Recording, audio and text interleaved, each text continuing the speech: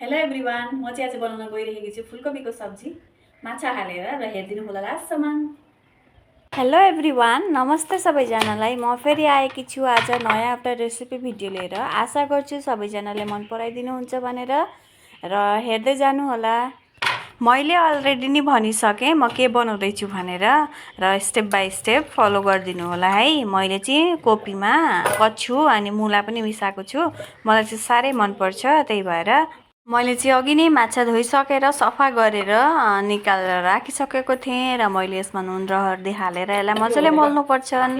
मोलेर उता चाहिँ मैले कराई बसाएँ। कराईमा अब तेल हाल्नु, त्यहाँबाट माछा भुटेर निकाल्नुपर्छ। म यो भनिरहेको छु, सबैलाई त थाहा नै छ होइन, यसो गर्नुपर्छ भनेर। माछा भुटेर निकालिसकेपछि मैले चाहिँ तेल अलिकति कमाएर यसमा जिरा हालेर गोटा जिरा हालेर अलिकति मैले यो सब्जीलाई भुट्न राखेँ। अलिअलि रातोसम्म भुट्नुपर्छ है।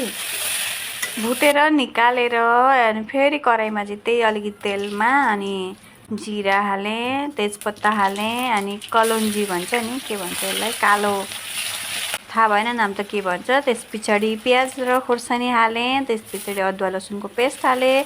अनि एकछिन भुट्नुपर्छ। भुटेर बिलाही हाल्नु, अनि त्यहाँबाट नुन हर्दी जिरा धनियाँ पाउडर अनि काश्मिरी पाउडर हालेर यसलाई एकछिन पानी हालेर पकाउनु पर्छ है। जब तक मसला अब राम्रोसँगले पाक्दैन तबसम्म छोपेर पकाउनु पर्छ।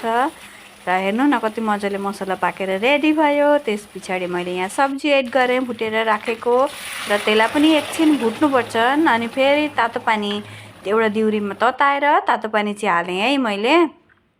तातो पानी हालिसकेपछि चाहिँ सब्जीको स्वाद चाहिँ बनिरहेको छ, स्वाद हराउँदैन। र त्यस पछाडि अलिक सब्जी पाकिसकेपछि चाहिँ मैले माछा पिस हालेँ। माछाको पिस हालेर यसलाई थुप्रो गरेर यसलाई पनि अझै तातो पानी हाल्नुपर्छ, यति झोलले त पुग्दैन। र यसमा एउटा कुरो चाहिँ भन्न चाहन्छु, यो फुलकोपी चाहिँ मेरो हस्बेन्डको प्रिय हो, एकदम फेभरेट। र आज बजार जानुभएको थियो, बजारमा चाहिँ फुलकोपी देखेर बरपेटा साइडको फुलकोपी लोकल अरे भनेर लिएर आउनुभएको छ।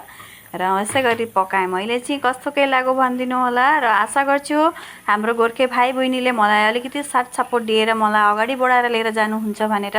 तपाईँहरूको सानो सानो साथ सपोर्टले चाहिँ मलाई धेरै अगाडि बढ्ने साहस दिनेछ। र सबैजनालाई सपोर्ट गरिदिनु होला। Thank you for watching.